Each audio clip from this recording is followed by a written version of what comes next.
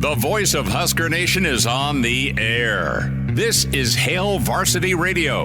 Insight, opinion, expertise, along with the biggest names talking Nebraska sports.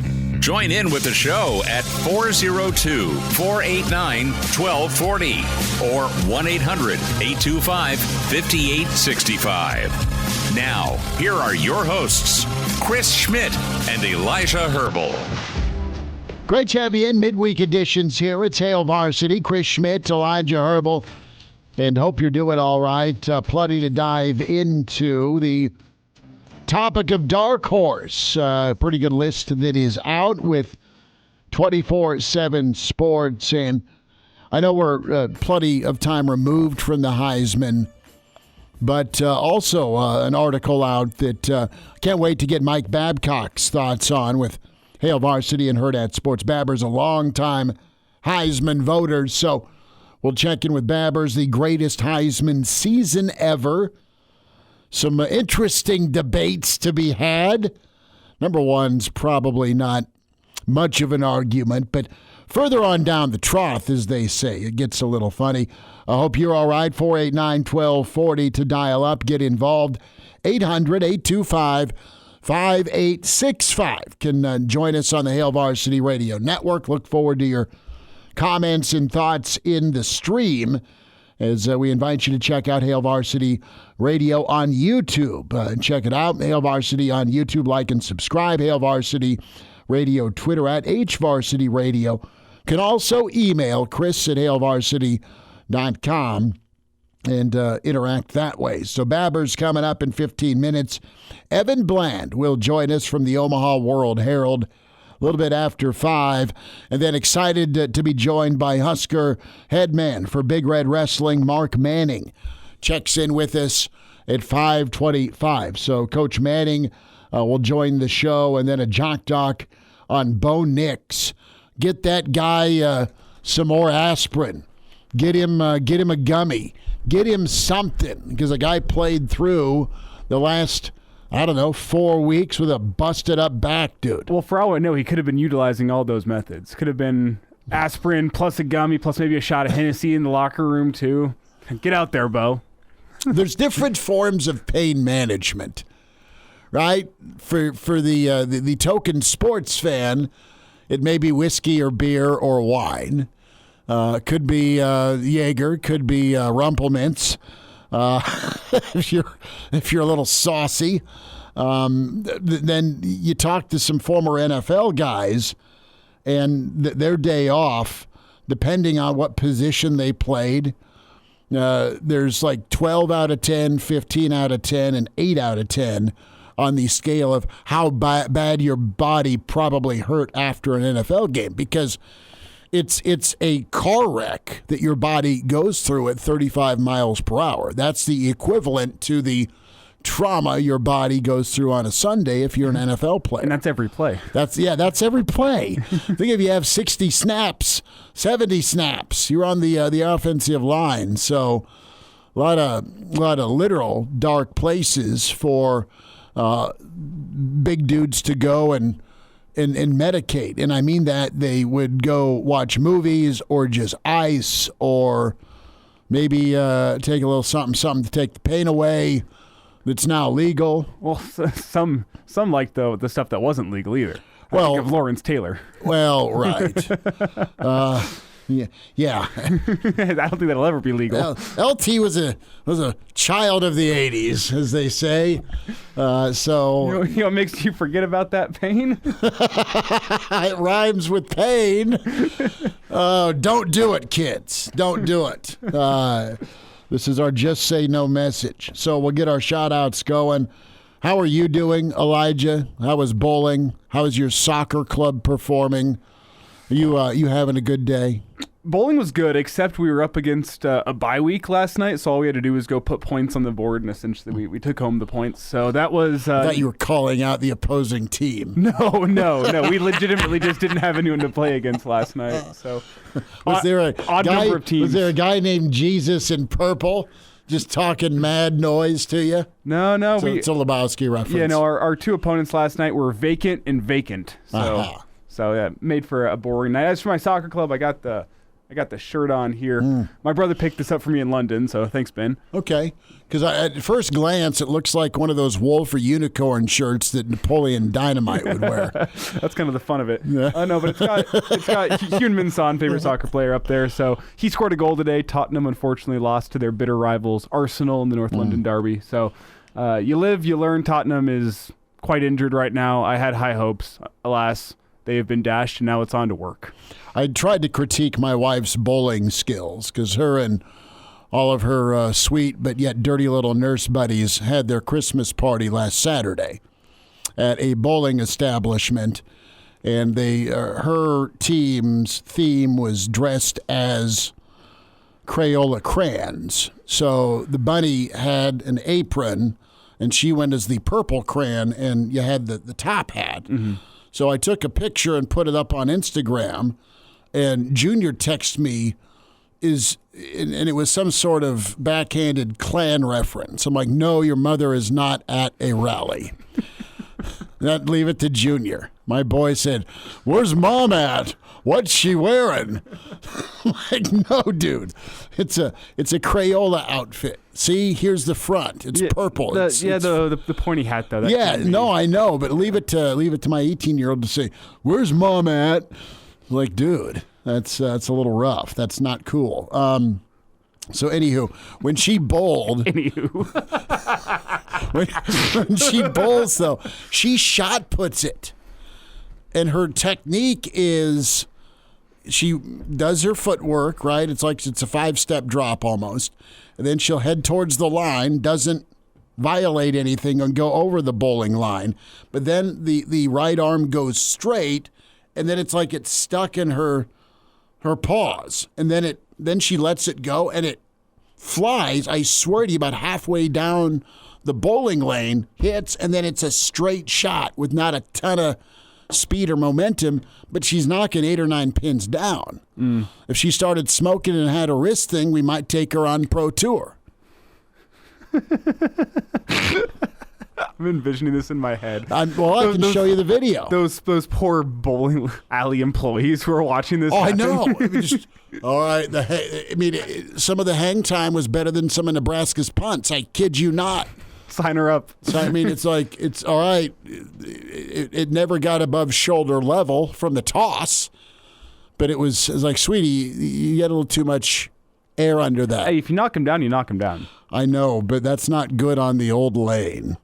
I wasn't thinking. So let's get to our starting 5. That's enough about my family before they change the locks. Uncle Larry is in. Good to have you, Uncle Larry. Justin here. Justin, thank you much for checking in. Jeff Snitley, part of the Boulder Peace Treaty. He is here. Mike and Callie. Mike, good to have you. Said still no Pete. School starts next week. Mike, we will keep you informed on the search for another offensive tackle. 3-putt is here. Patrick says, dudes. Patrick, good to have you. Mr. Erickson is here.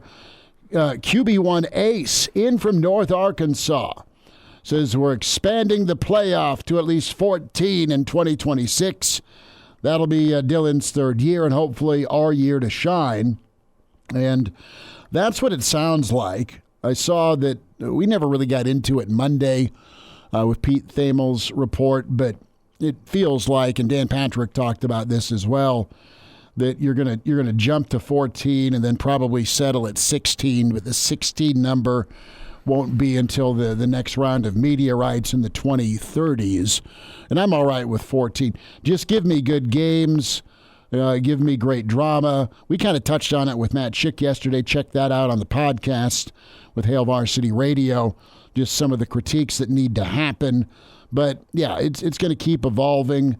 And I can't promise you no blowouts. I mean, you've had national title games that were absolutely blowouts, a lot of them in the last 20 years.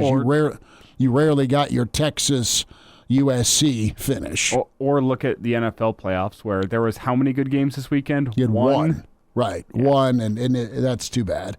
Cliff in from Florida. Cliff, good to have you back, brother. Black Hills Brennan in Arlo is here.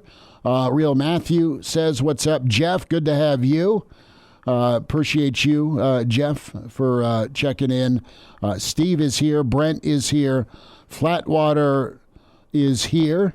And Jay Downey sending condolences, and absolutely heard the news today about this with little Jack Hoffman. And a lot of folks in the stream, and rightfully so, we echo it, sending out prayers for the Hoffman family, Elijah. Mm-hmm. So that was just really tough to hear that news. More here in the stream with Anonymous asking a question here, over under on CU players in the portal. If Dion leaves, Anonymous says 50. Roddy is here. Mike is here. NASCAR Eric also sending prayers and love and thoughts to the Hoffman family. So that's just, and that's a fair question. I have not seen a statement or release on anything there, but you have a number of folks in the stream that are touching on it. So that's, something we'll keep our ears open for, absolutely. And we just, as much as we've had the pleasure to do with Team Jack over the years, right? It's something special with what the Hoffman family is all about, with their fundraising and their thoughts of others constantly. 489-1240 to get in, 489-1240 to dial up, 800-825-5865. And the dark horse topic we can slide into a little bit. We'll spend a little time with it on Mike Babcock, but 24/7 Sports is laying out the dark horse of 2025. And so I believe this. I believe you're going to get a squad or two because of the expanded playoffs that will find their way in. I think you'll have an Arizona State or an Indiana story each year, Elijah. I think you're going to get a team that might climb the rung in their league to make an appearance and get into the playoff. You have a really great shot of that being a fourth team, and you could have a different flavor / fourth team out of the Big Ten. You can absolutely kind of have a rotating fourth spot year in, year out of the SEC. I think it gets a little tough.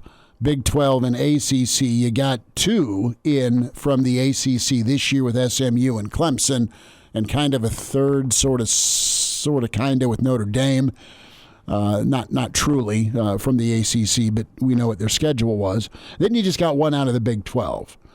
So Indiana is that fourth team. Arizona State was your Big 12. I don't know that you're going to have a solidified king of the Big 12 moving forward, because right now your favorite for next year on paper is probably Texas Tech.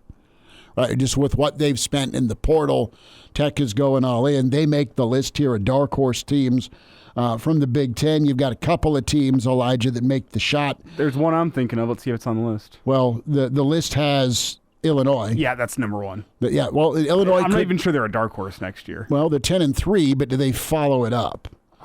They lose how many seniors on that team? I think it was. They lose their receiving core, but they've got their tight ends back. Yeah, they've got Altmaier back. They lose their top two wide receivers, but they have some young guys coming up as well.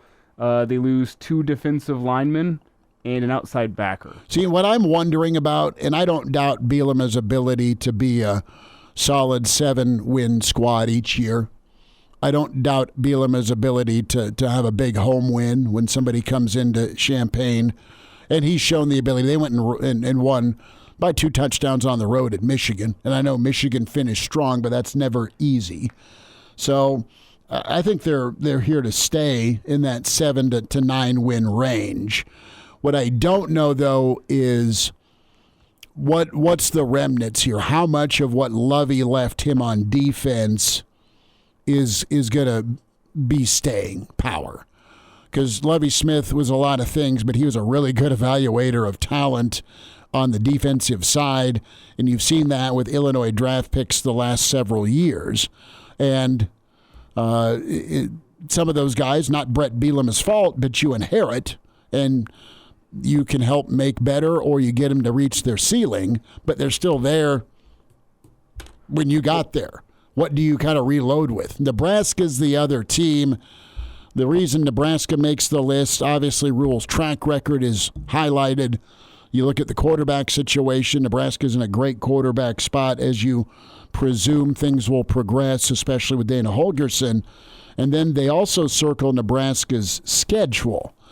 And, you know, it was supposed to be a doable schedule last year.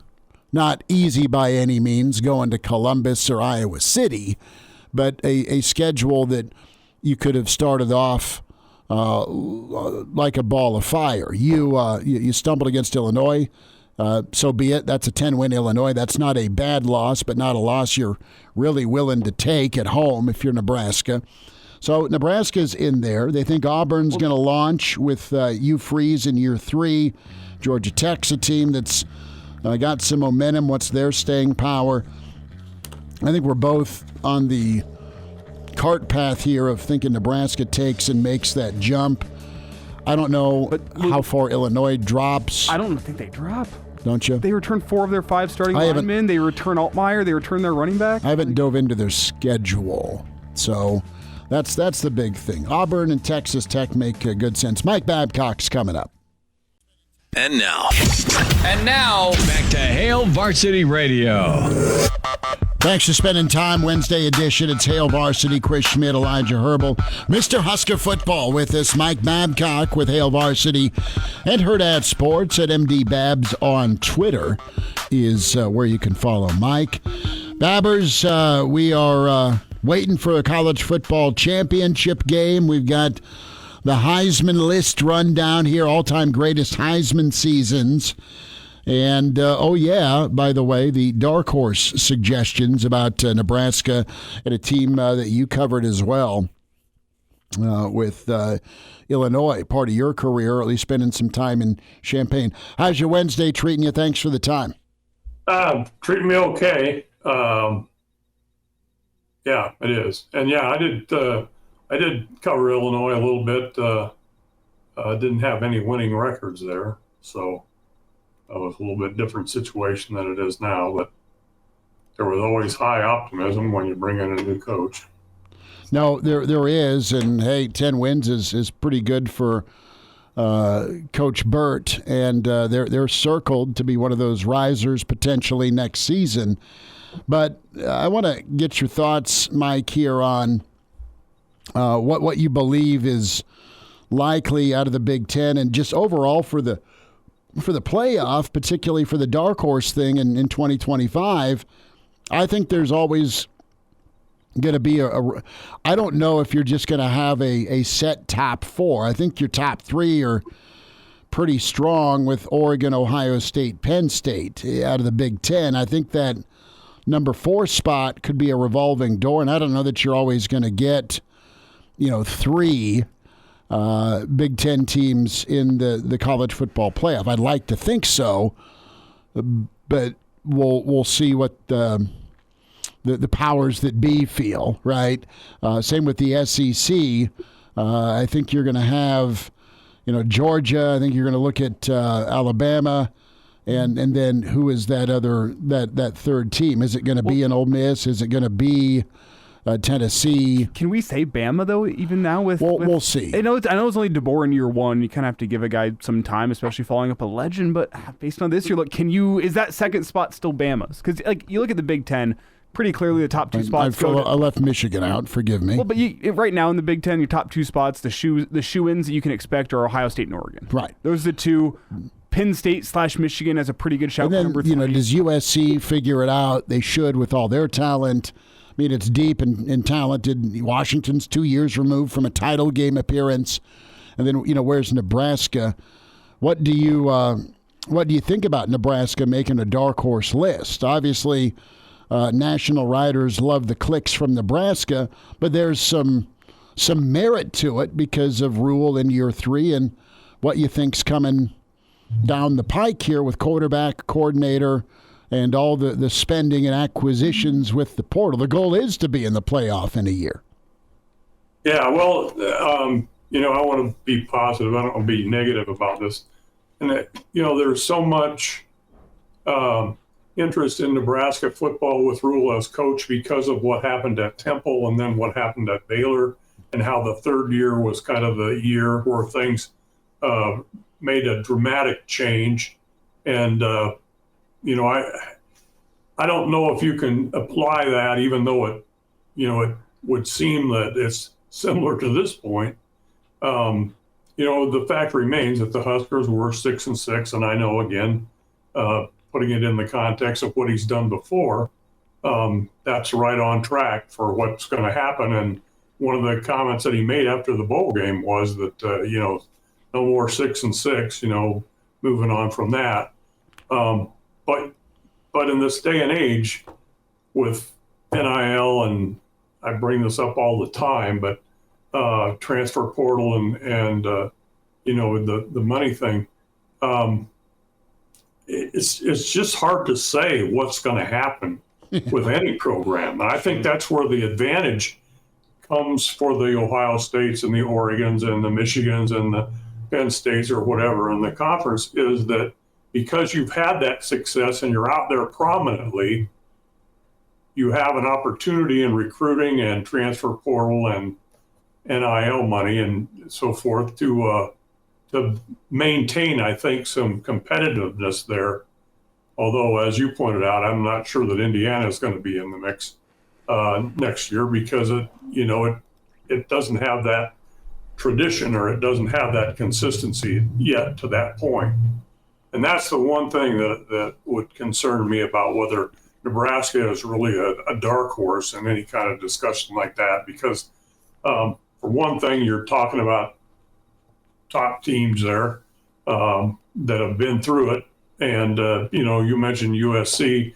I think there's a possibility there that USC could make a move, but it's just so hard to say for a program that's kind of been out of it for a while, whether it can make that change now 2 seasons into Rule's coaching. You can certainly put together pieces, Holgerson and a quarterback and, that sort of thing. But again, they have to mesh in a certain way that, you would have thought maybe this season would have been more wins than it was. Schedule figures into it, that's for sure. Mm-hmm. But kind of a wait and see for me. I want to see if they can actually do the things that people are talking about them being able to do. And you've kind of alluded to it, Mike. You led off that question by saying, well, I want to be positive. Go negative. Be the pessimist right now and tell me why Nebraska can't do it. Why can't Nebraska be the dark horse next season? Oh, well, I'm not saying that they can't. Anything's possible. Well, yeah, anything's possible, and there's the two sides to it. There's reasons to believe they can. There's reasons to believe they can't. Be the negative Nelly for a second and rein us back in. It's only January here. We can't be talking about playoff just yet, right? Why not? No, I don't want to be negative. I want to be Nebraska could be the Indiana next year in the Big Ten. Nebraska can be the Ohio State. Mike, let's just go a little further. Let's do 2 kegs of positive. Oh, the Ohio State, huh? Yeah. The Nebraska. Right. Nebraska. No, I totally get it. Mike, I want to get your thoughts here on, you've been a Heisman voter in your career, and what do you think of this list Fox put out when it was ranking the Heisman all-time seasons? Barry Sanders came in number 1, and I got to see him as a kid, and he's forever like my favorite. I love Barry Sanders. I think Burrow's numbers were great. I think rounding out this top 10 is Lamar Jackson. I think Lamar Jackson's season belongs in front of I put it in front of Cam Newton. I put it in front of Tony Dorsett. I put it in front of Travis Hunter. Put it in front of Cam Newton? I do, because of the fact that we're talking almost 3,400 passing yards for Lamar Jackson and 1,500 rushing yards. We're talking a total of 21 rushing touchdowns and like 35 passing touchdowns. I mean, the rushing and the throwing. I knock Cam a little bit because of his passing numbers. I know he's a one-man band, but Lamar's team went 9-3. Yeah, the thing I'll say about Lamar, I'll also say about Cam, and Cam went and won a national championship that year. Name me another player on that Auburn roster that year. Not named Marcel Darius. No, well, I mean, offensively, it was Cam, and he had the great comeback against Auburn. So Cam's like top 4, top 5 for sure. For me, my top 3 in no particular order: Joe Burrow, Cam Newton, Barry Sanders. That's my top 3 Heisman season. I go Lamar, Barry, and Burrow probably. Mike, what do you say, man? You've seen these dudes. You've been at the ceremonies. One of the things that I bring this up a lot, I think, and it's like context. Part of it is context. Until 2000 or early, somewhere in there, they didn't count bowl game statistics. Okay, if you go back far enough, the basic schedule was 10 games. It wasn't 11, and then it became 11, and then it was 12 or whatever. It's difficult to evaluate players from different eras, even though I see, they under the honorable mentions, they had O.J. Simpson from 1968, and they had a couple of guys from the 70s in there. Rozier made the honorable mention list. And Dorsett came in at number 6 from 76. So, like, I'm biased in this case. I think Johnny Rodgers, the thing about Johnny Rodgers that was interesting was that, Rich Glover finished 3rd. I mean, they were teammates, and you had a wingback winning the Heisman and a teammate finishing 3rd in the voting. Archie Griffin won 2 Heismans. Does that figure in at any point because he had won one in 74 and then he won it again in 75? Take the statistics, but also take the fact that, hey, he won one and then he won another one, and he's the only one that's done that. I would have given him some consideration for that list. I'm good with Barry Sanders as number 1. I mean, I had tremendous respect for him. He was I think a no-brainer. He killed everybody. I mean, he ran for 180 against Nebraska that was a really good 88 defense, and he had a little help with Gundy and Hartley Dykes, but he had no defense. I mean, he was running for his life against Nebraska and Oklahoma. Those are the 2 teams he lost to that year. But he was incredible. They couldn't stop him. They could not stop Barry Sanders, both those teams, Oklahoma and Nebraska. Yes, very, very talented guy. But, so even considering that context, I wouldn't dispute what they have as a list here simply because they use statistics and, they did all the, there was a basis for what they did. And, I respect that. But from my standpoint, I think, again, it's difficult to take a guy from the 70s or the 60s and compare him to somebody in the 2000s when the statistical thing changed, and you could include bowl games, and you have more games that you play and so forth. It's just difficult to compare those, but certainly Barry Sanders was I think deserving of that, even though it's an opinion kind of a thing. And I think Travis Hunter and Woodson, very good. Mike, hang on. I need a couple minutes of overtime with you, all right? Okay. More with Mike Babcock on the way. Hail Varsity Radio is live. Now, back to Schmitty. Schmitty's a great guy, but he don't have a brain. And Elijah. You want me to speak? When I point at you, yeah. On Hail Varsity Radio.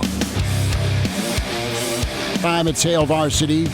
Chris Schmidt, Elijah Herbel. A few more minutes here with Mike Babcock with Hail Varsity, Hurrdat Sports at MD Babs on Twitter. Had the old Heisman discussion here of the best seasons. You've got a top 10 list that Fox Sports put out. We touched on the Big Red as a dark horse in 2025. Can talk ourselves into it, but the pumping of the brakes is also in order. But, Arizona State, Indiana, maybe Nebraska, maybe Texas Tech, maybe Illinois, maybe A&M next year. There's quite a list of squads that are going to be jockeying for some of those spots in the 12 team. Mike, I wanted to get your thoughts on Nebraska basketball.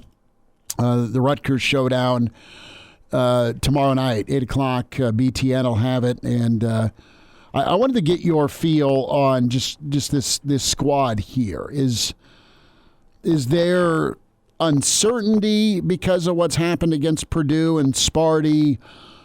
Do you think Nebraska can still grow as this season? I mean, there's plenty of ball left, but you've had just a tough trend on the road, not only the blowing of the lead to Iowa, but just then getting drilled by Purdue. And Purdue played out of their mind, so a lot of credit goes to them.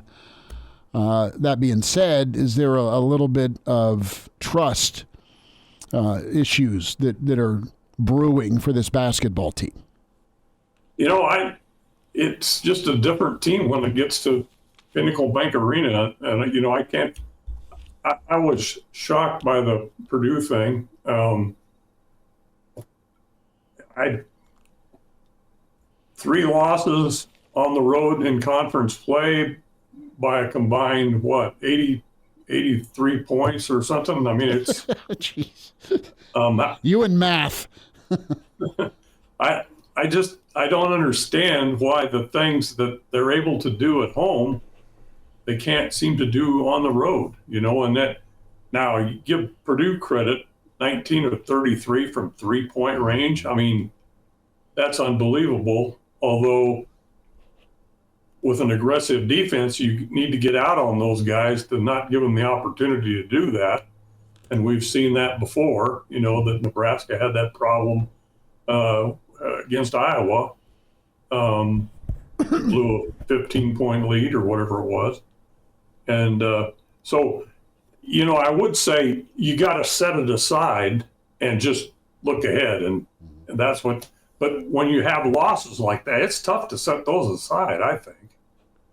And that's the one thing that I'm going to look for, I guess, when you play Rutgers, is have you been able to set that stuff aside? And more importantly, I'm going to look and see the next time the Huskers go on the road, have they set this stuff aside? Because I still think that you're going to have some success on the road if you want to accomplish what you want to accomplish this year. And I know, they've won, 20 in a row at home, going back to last season. So you would expect that against a basically 500 Rutgers team. You would think that the Huskers will handle business. But, man, setting that stuff aside when you have back-to-back losses like you've had here on the road, it's tough.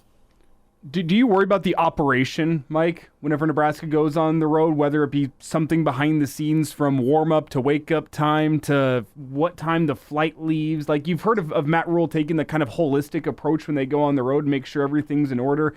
You would think Fred Hoiberg and his staff are also doing the same, but do you begin to have concerns about that whenever it becomes a trend across multiple seasons, and especially because it's not close losses on the road, it's really embarrassing losses on the road? Yeah, it is. And I don't know. I think that Fred Hoiberg and his staff probably have the same kind of attention to detail. I mean, I think he's demanding and so forth. You know what? It's kind of the mindset. You get on the court and you start playing, and then all of a sudden it's like, here we go again, kind of a thing in your mind. And with the Iowa thing, I mean, it looked like, hey, they're okay. They got a 15-point lead early in the game and whatever, and then it just kind of disintegrated in the second half. And was it in their mind what had happened at Michigan State? I don't know. I don't think it's what they do in going there, how they prepare and so forth. I think it just gets in your head. I think it's you get on the court on the road, and it's we're not home anymore. They are brutal at handling adversity on the road. Mm-hmm. End of discussion. I mean, that's it. And you've got two dudes that we really think are uber talented players. You've got Bryce and Gary, and they've been at Nebraska for a while. They're your upperclassmen. They're your seniors. You got a Sejan you brought in. I mean, those are your three guys, and two of the three got to be having a good game to a really good game for a win. And then you need a third party or bench numbers. QB1A says lack of energy, period.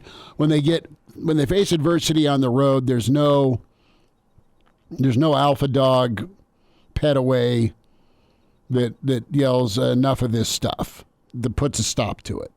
And the trend has been, at least for Michigan State and Purdue, you take Bryce out, no one else steps forward, and it's a nightmare. Well, and what sucks about Iowa... and Fred's in charge of this, but Fred can't do it for him. And what sucks about the Iowa game is they did show fight for a half. I think Iowa threw the first punch in that ball game. And then they responded. Nebraska responded. They go up by 15, and they said, all right, we're good. Our work here is done.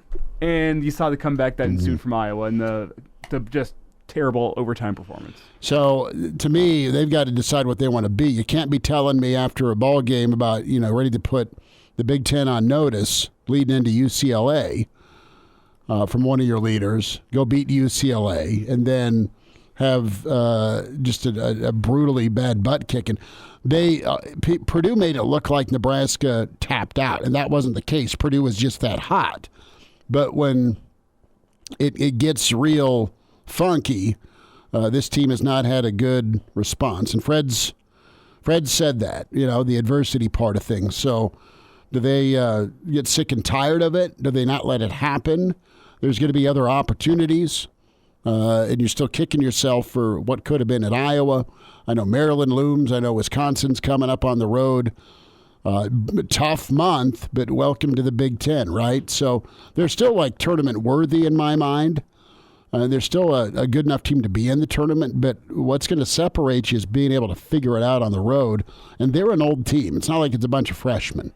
That's the part, Babbers, that is puzzling if you're a Nebraska fan, going from a team that, all right, if you really kick it into gear, you're playing for a better seed versus just sneaking in or maybe being left out of the dance. I don't know. But they got to get it fixed tomorrow against some amazing talent that's coming in, and then figure it out on the road. So we'll see if the adversity thing gets fixed on the court here moving forward. I think they have the talent, right? I do too. It's there. It's just, it's more than that. It's mindset. It's that grit. Sure. We talked about gritty beats pretty. The baseball, Will Bolt's little slogan there, and that that's what the basketball team needs. Babbers will holler next week. Thanks for doing some extra time with us today. Thanks, guys. And now, back to Hail Varsity Radio. Winding down this first hour, it's Hail Varsity. Chris Schmidt, Elijah Herbel. More and more of you have sent loving thoughts and prayers the way of the Hoffman family, KG captain, in our stream, Hail Varsity YouTube, towards the Hoffman family with Jack passing away. And what a fighter, what a courageous young man, and what spirit and fight Jack and Andy have shown the world. Statement from Husker Football here on Twitter. Jack Hoffman embodied what it means to be a Husker.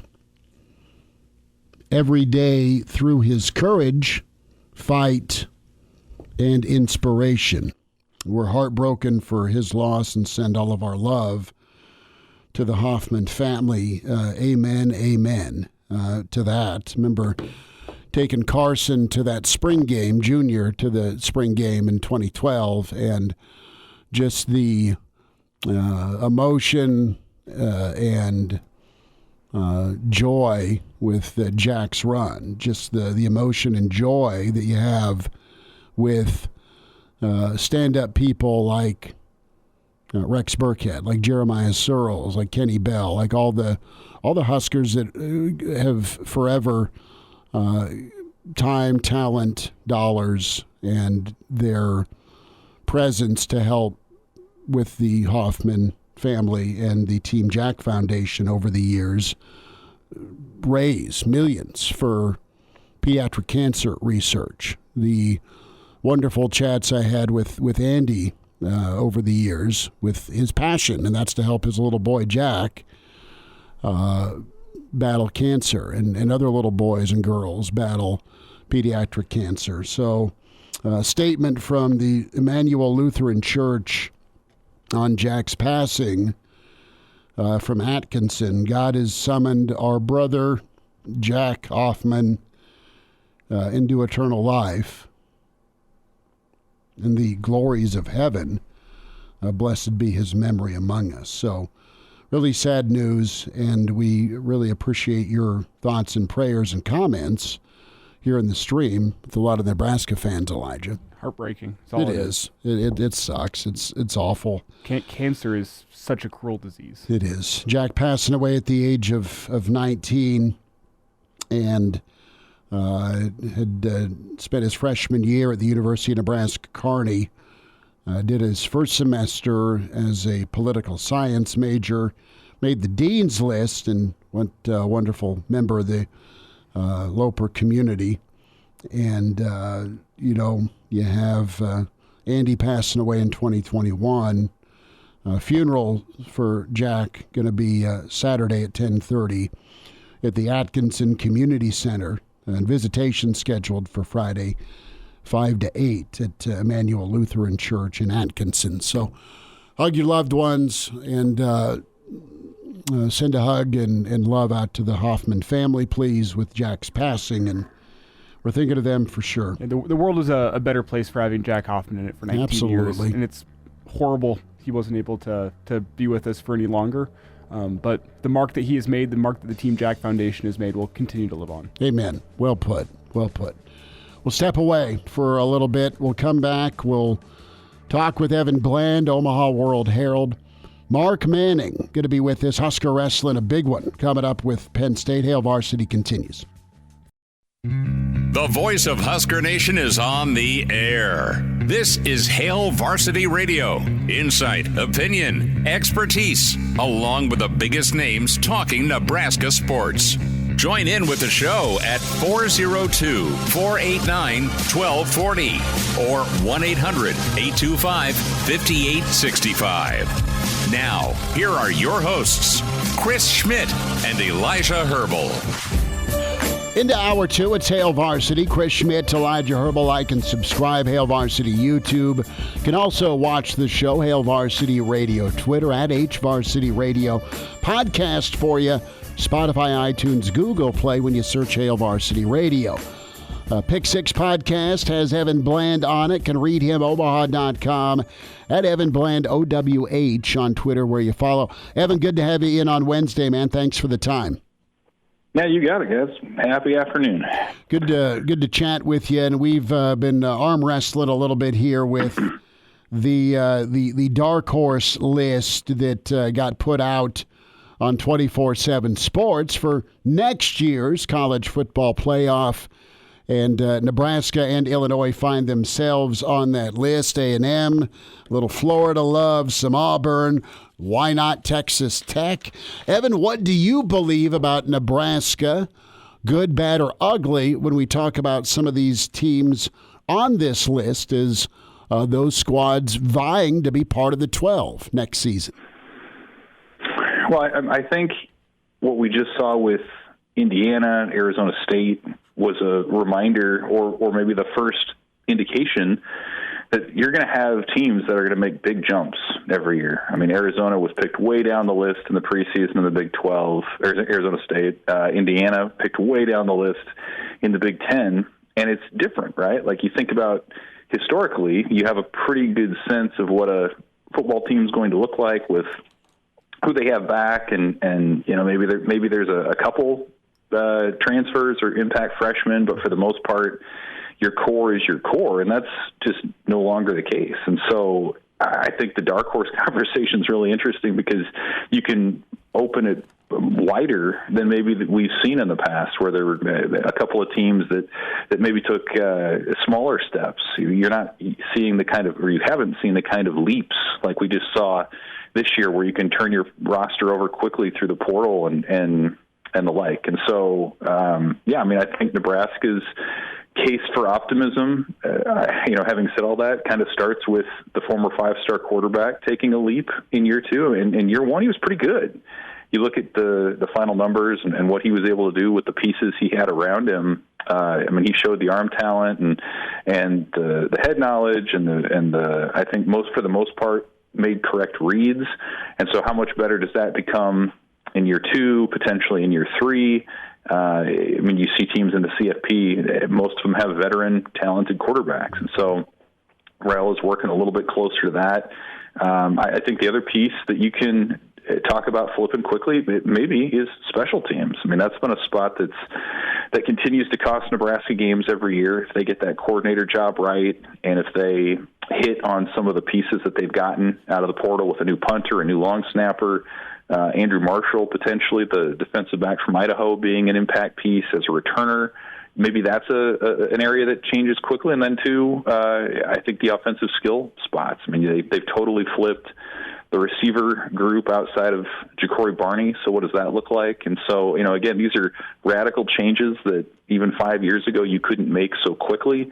Nebraska's making them, and every other team's trying to do the same. So we'll see how it turns out. But I think Nebraska does have many reasons that you can point to for optimism. Evan, if I were to rank the dark horse candidates in the Big Ten next season, I think, to me, Illinois is number 1. Schmidt asked about their schedule back in the first segment. It sets up well for them. They have USC at home. They have Ohio State at home. They're tough road games. They're at Washington. They're at Indiana. We'll see how Indiana is next year. And they're at Wisconsin. So those are their 3 tough road games.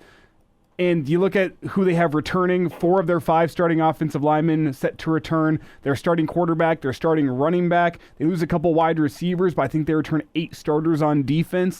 That's a team that's going to be dangerous next season. So Illinois, number 1 dark horse team. I think below them you look at Nebraska, you look at Minnesota. Any other candidates that you'd throw in there as dark horse teams? Does USC count as a dark horse? Well, yeah, they're having a number of personnel turnover as well. What about Indiana? What's their expectation for next year? As they lose a bunch of their top contributors, guys from JMU. Are they considered? What are they considered? Like a favorite? Are they a dark horse? Are they just assumed that they're going to kind of take a step back into what they were? I think that one's pretty fascinating. I wouldn't call them a dark horse. I'd call them a complete unknown, despite what they did this season. They're better than a one-hit wonder. They may have 2 albums in them, Evan, but I don't know if the sophomore album's going to be like the first album. That's a great comparison. That's what I'm saying. Because even after an artist drops that one hit album that you go, that's fantastic, the next album's still an unknown. Could they go in a different direction? They're not Zeppelin, is what I'm saying. Right, or just a sequel. It's hard to have that Terminator 2 after the Terminator. Usually your sequels, you're not quite as good. I put Iowa in there too. If Gronowski is.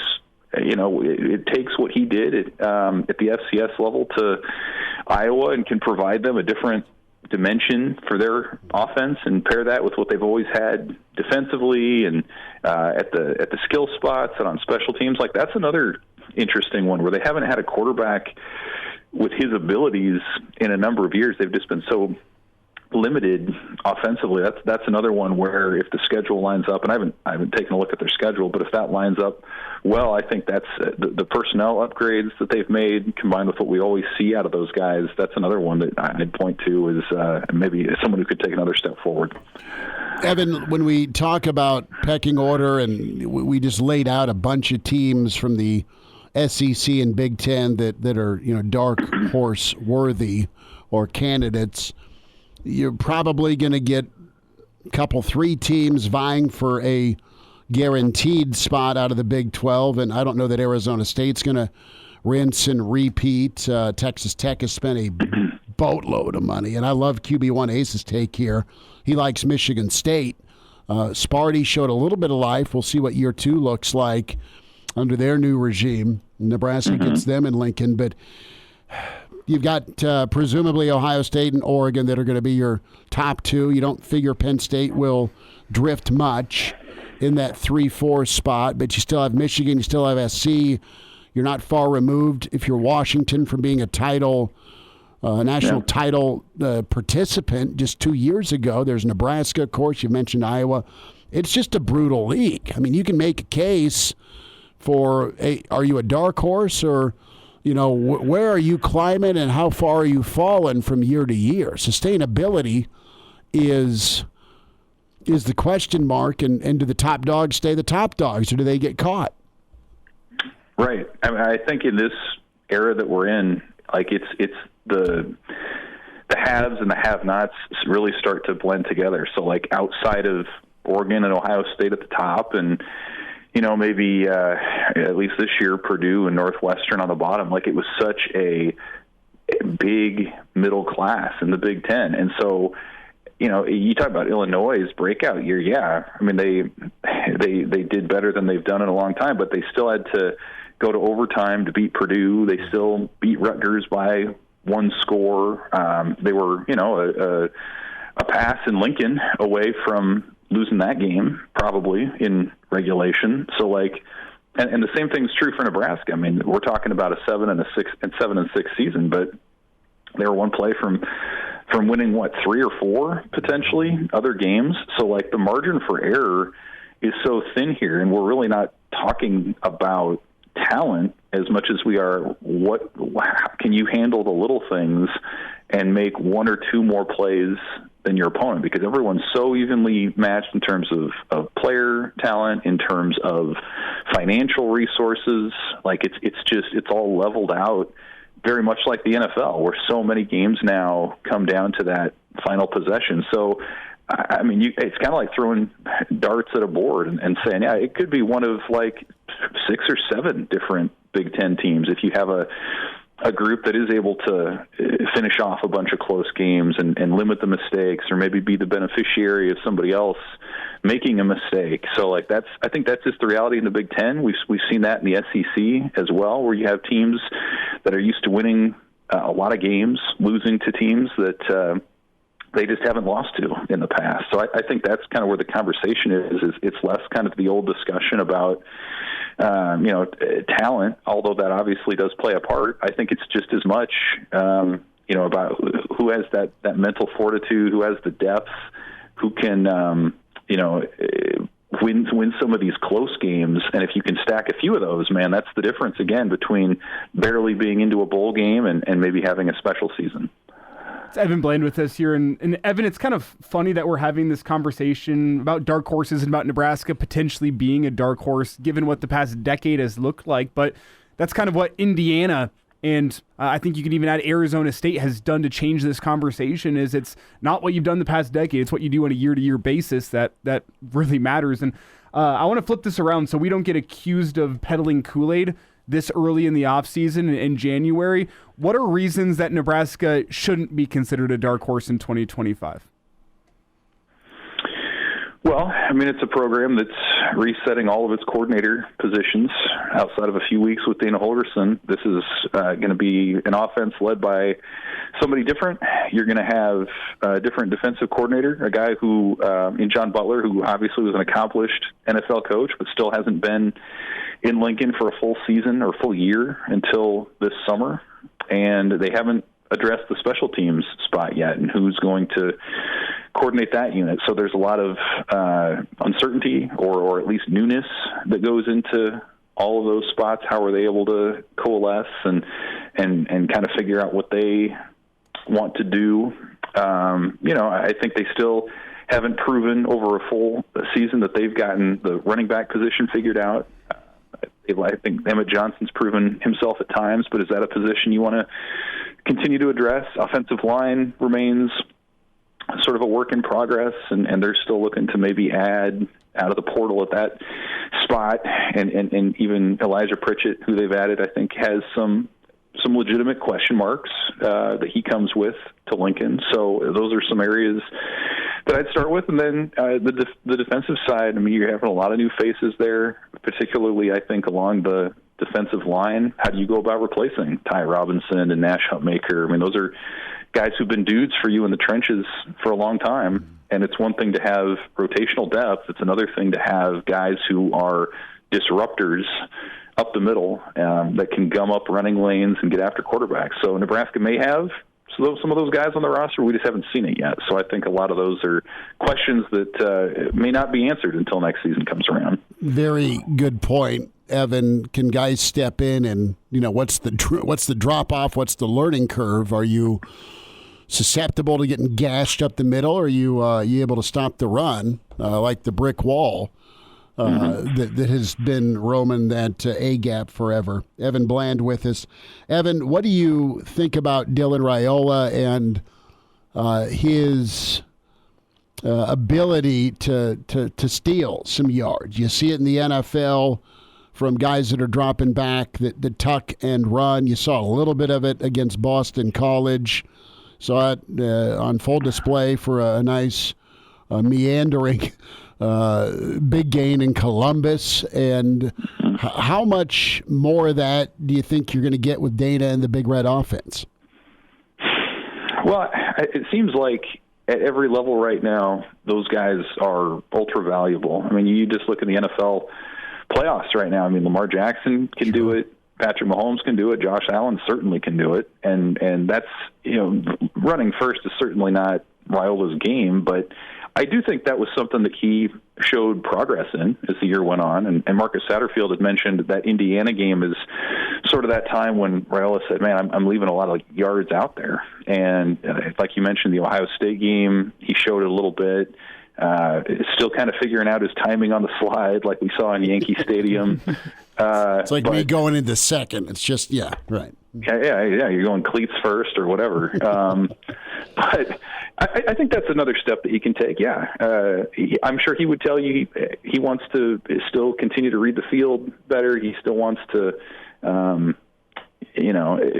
improve in a lot of different ways. But I do think the running component is an interesting one. And isn't it funny that we're talking about it after years of Nebraska having these mobile quarterbacks who maybe over-rely on their legs? Now they're in a situation where he hasn't run enough. But I think the byproduct of doing what he is doing is that you tend to stay healthier. And here he is, the first quarterback to start every game in a season since Tanner Lee in 2017. So I think there is a value in playing it the way that he does. It just limits your margin for error a little bit. And so I think that if it were me, that would be part of the off season where I think you can look to expand that maybe just a little bit, make that a change up that defenses have to account for and keep in the back of their head. But I wouldn't increase it very drastically because I think what he did tended to work. And again, he was a true freshman and the ceiling's just going to go up from here, certainly starting next year. Yeah. Evan, real quick, and not enough time here, but just saw your tweet and post here. Great moments at Memorial Stadium, and you have a great picture on your Twitter handle of Jack Hoffman and his run. As so many Nebraska fans right now sending love and prayers out to the Hoffman family. Yeah, obviously terrible news. You hate to hear it. I mean, 19 years old. It's just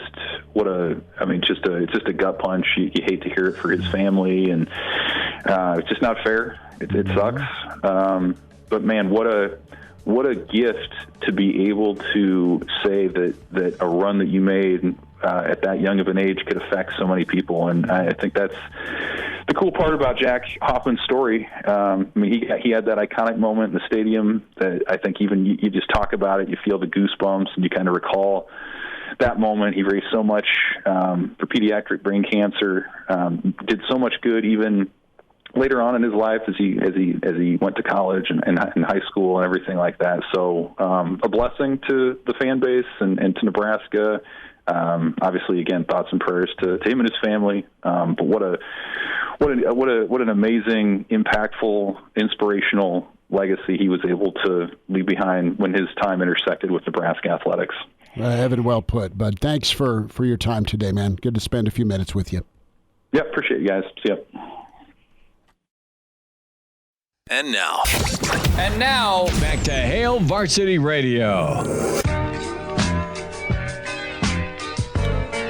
Mark Manning going to be with us here in just a moment. Husker Wrestling Friday showdown against top-ranked Penn State. Excited to spend a few minutes with Coach Manning. You're on Hail Varsity. Get the podcast. We invite you to check us out. Search for Hail Varsity Radio, Spotify, iTunes, Google Play. When you search Hail Varsity Radio, and we are going to try and corral Coach. I would say pin, but I don't think he's pinnable. Let's go to the phones real quick. Jim with us here on Hail Varsity. Jim, thanks for calling. Go ahead. You bet. Yeah, I just wanted to say, well, obviously, very sorry to hear about Jack, but the thing that came to mind was, everybody remembers Johnny's punt return and the run and Stankuler's fumble Ruski, but I doubt very much if there was any more pride or more tears shed than Jack's run. No. I think he just had a great impact, and so proud of the Husker fans for what they're doing now. No, Jim, you nailed it. Appreciate you sharing your thoughts, Jim, on that. And you smile when you think about it, absolutely.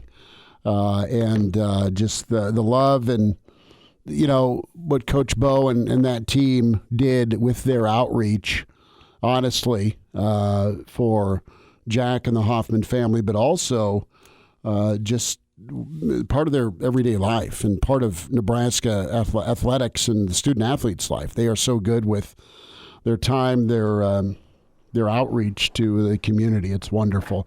Full throat, I believe, will not be a problem come Friday. Penn State comes to town. Husker Wrestling gearing up for the Nittany Lions. And Mark Manning with us here on Hail Varsity Radio to talk some Big Red Wrestling. Coach Manning, congrats on number 300. First and foremost, thanks for your time in a busy week. How are you? Hey, doing great, Chris. Thanks a lot. And, big weekend for us. So we're ready to go and love Husker Nation to come out and join us and watch these guys compete. Well, you know what? Your team, your group, and the effort and performance with your program's been incredible. And the Nebraska fans, you know them, and I know them, and they're gonna be cranked up, man, for Friday night. Take me back as you got another top 10 win. You're coming off of the Minnesota duel, and talk to me about the takeaways from what your guys and what your squad was able to do. Well, we, Chris, we had a head scratcher a couple of weeks ago. We lost to Northern Iowa. We were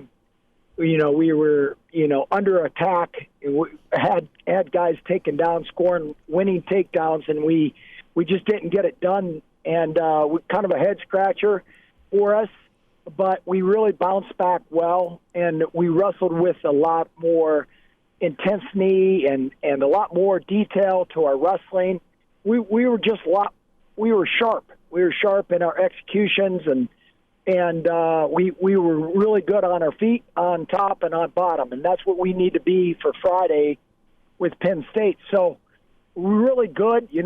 Sports are about development, seeing if, hey, can you get better each week? Mm-hmm. And I thought our team really, showed a lot of effort on Friday night, but we were a cleaner wrestling team. We were better with our execution, and the rest is history. So, we're going to be sharp this weekend. We got a big opponent, and obviously these guys, Penn State, they've won 11 out of the last 13 national championships, so they're on a roll of epic proportion. So someone's going to stop them, and hopefully with a big crowd we can cheer this group on, because we got some talented young men on this team, and we're excited about the challenge. Mark Manning with us, Hail Varsity Radio, Husker Wrestling Friday night. Devaney Center, Penn State comes to town, and you put it into kind words about the run that Penn State's on. Coach, your position when it comes to addressing the fellas after a head scratcher, how do you approach that? It's all about learning and getting better. It's, our pendulum of our season is in March. You could be 500 and then you turn it on in March, a little bit like March Madness for basketball. And wrestling is very similar. Tournament wrestling is a lot different than a dual meet. Even though, you might see this guy in the Big Ten championship that you wrestle Friday night or in the semifinals, so you're going to have to beat good guys up and down the lineup, and building consistency is the key to being, a great competitor. And no matter who steps out there, you have to beat them. And so whether it's in the quarterfinals of the NCAA tournament in March or January 17th.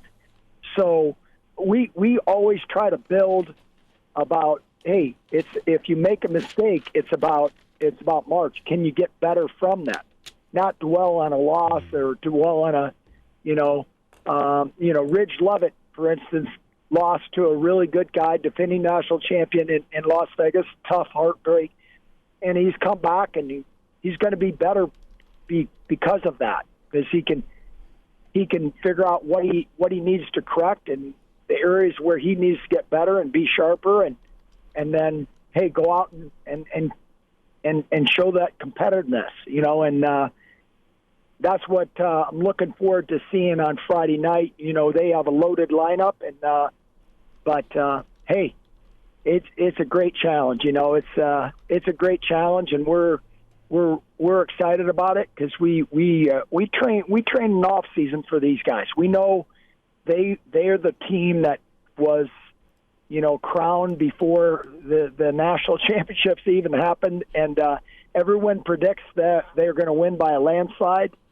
So hey, that's what sports is about, and I think our crowd and the way our guys are going to compete can be a difference maker.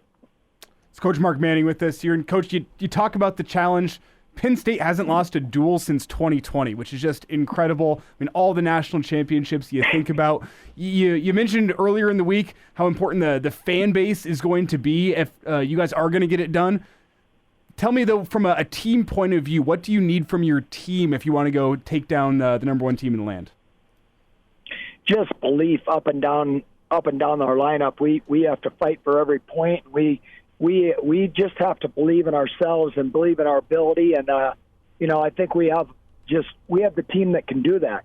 And, I really like where our health of our team. Bubba Wilson will be back on Friday night.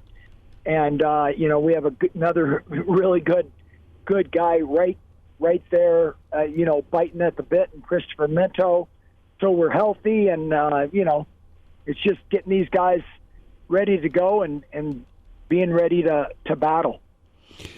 Coach, talk to me a little bit about the growth of your program. You mentioned the head scratcher. You know what's in front of you with Penn State and wanting to be the squad that dethrones them. But just with your journey and this program, you're proud, but you're not satisfied. Yeah, for sure. I think, there's always, that next level that you can take your team. And I think, when you're coaching 18 to 23-year-old guys, they're going to have some ups and downs. Someone doesn't cut their weight right, or someone doesn't feel great. And, you're always going to find out things that you can correct and do better. And, make no mistake. Hey, Northern Iowa couple weeks, they did a great job, tremendous job, and they did what they had to do, and we didn't. So you learn and live and move on and try to make changes and be better, be a better version of yourself the next time out. And I think our team really rectified that. And this is a different challenge. This is hey, they come in and they're like like your partner said, they haven't lost since 2020 in a dual meet. That's an amazing accomplishment by them. And but hey, the Patriots lost too, right? Someone beat the Patriots finally. Yeah, a guy named Manning did twice. It's Coach Mark Manning with us. Good point. I'm just saying, a Manning, right? That's right. Hey, and we don't need Peyton or Eli this weekend. No, I know. Coach, you mentioned earlier this week, and I mentioned it, how you called for the fans to come out and pack the Bob for this one. What effect does a packed Bob have on the wrestlers? We see it with Husker basketball whenever PBA is packed, the energy that they feed off of. How do you see it in your wrestlers whenever they get to wrestle in front of a packed house? Oh, wrestling is a street fight with rules. You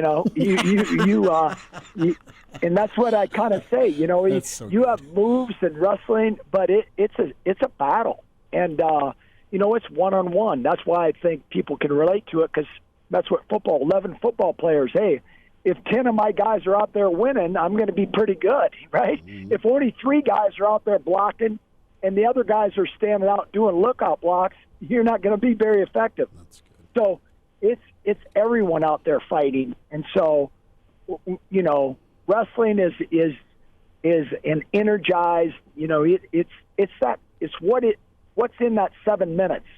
A match lasts 7 minutes, so what are you going to give? And emotion and energy are 2 huge components to great victories. We all feel that energy as fans, and we want our fans to really, get behind our guys, and our guys have to bring it. That's number one. But I think our guys are going to bring some tremendous effort and energy. And when you got a great fan base behind you, that can really, really make a difference in these matches. So looking forward to it. And, we've seen it in volleyball. We've seen it in basketball. We've seen it all the way around. So love to see that place packed and really energize this environment. Get to the Devaney Center Friday. Nebraska, top-ranked Penn State. Nebraska, perennial top 5 themselves. And Huskers.com, if you don't have a seat, get a seat. Coach Mark Manning with us. Coach, we appreciate you greatly. Thanks so much for your time this week. Yeah, thank you, guys. Appreciate you guys, and go Huskers.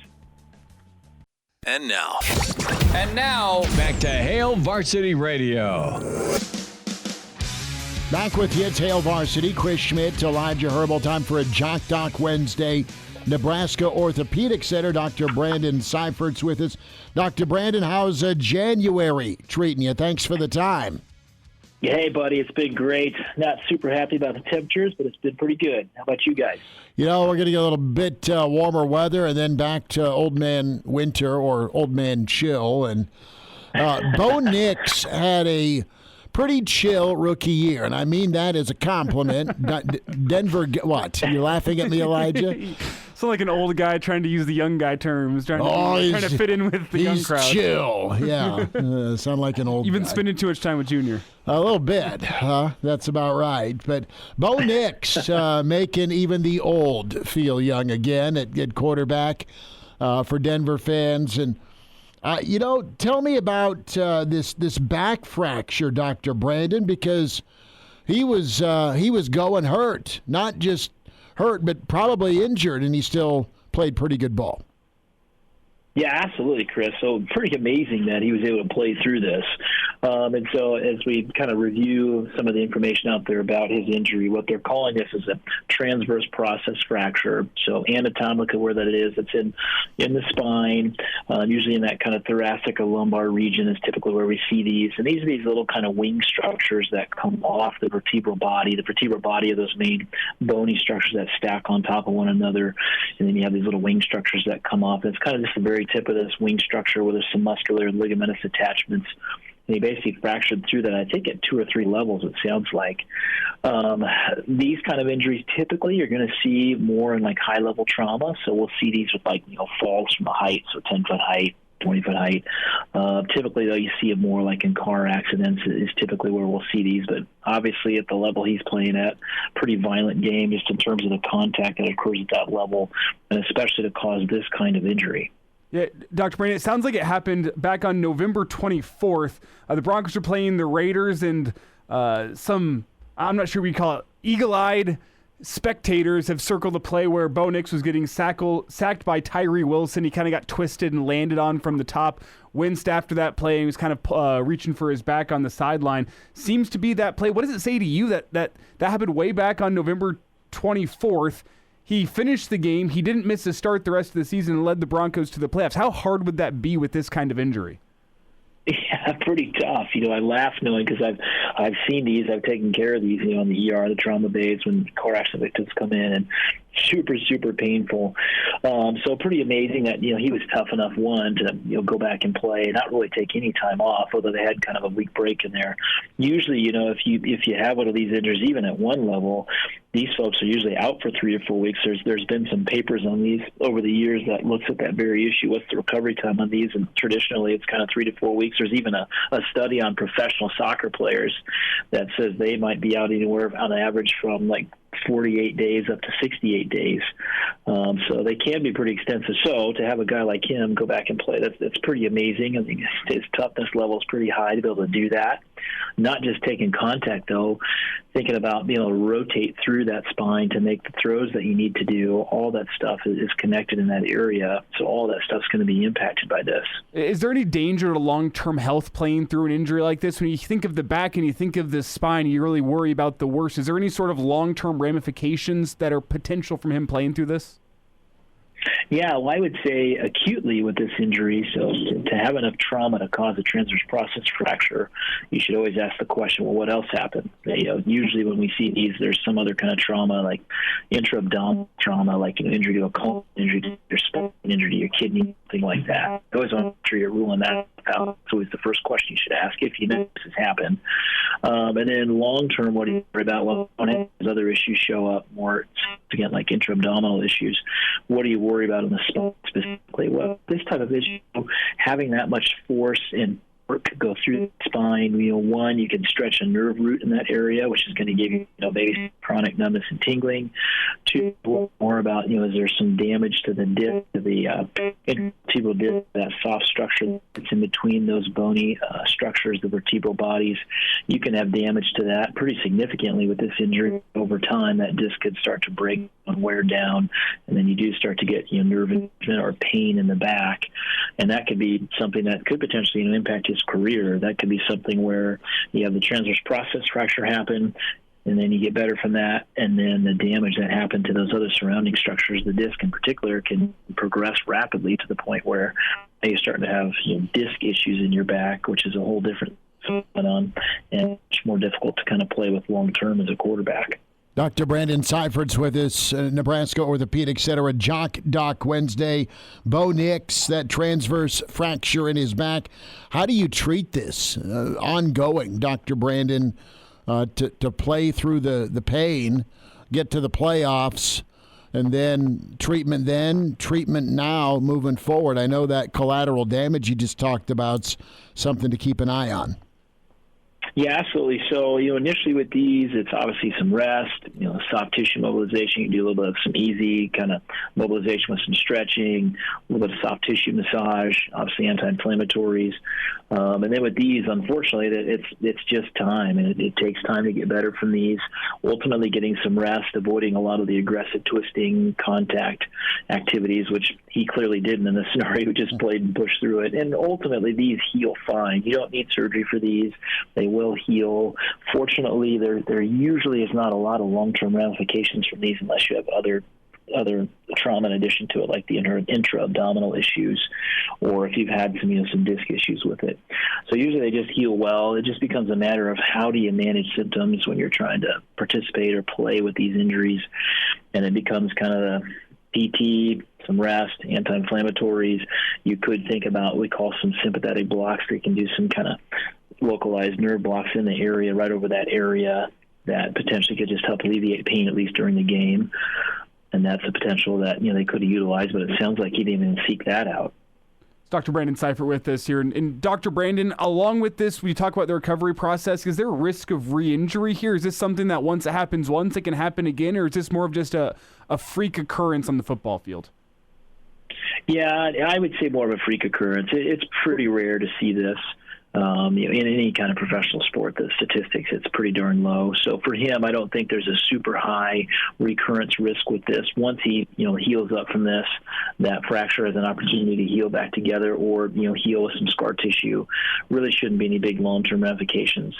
As long as, he didn't sustain other damage to other structures like, again, the nerve root or the intervertebral disc.